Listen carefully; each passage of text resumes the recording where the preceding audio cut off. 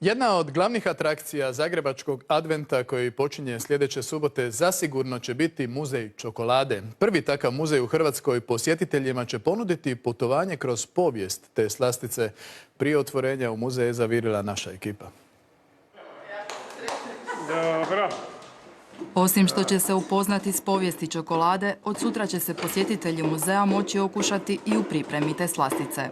U sat vremena ćemo pokazati na koji način se čokolada topi, temperira, preljeva u adekvatne kalupe, kako se pune praline, kako se praline zatvaraju i na kraju ćemo neki finalni proizvod moći ponijeti i doma. Muzej je osmišljen kronološki.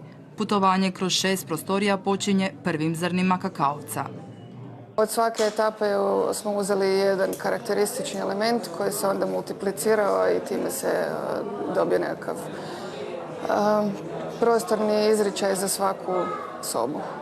Kako bi što bolje prenijeli priču o čokoladi, vlasnici su izložke tražili po cijelom svijetu. Obilazak muzeja temelji se na doživljaju, pa će tako posjetitelji u svakoj prostoriji moći nešto degustirati. Zabava je zajamčena i za one najmlađe.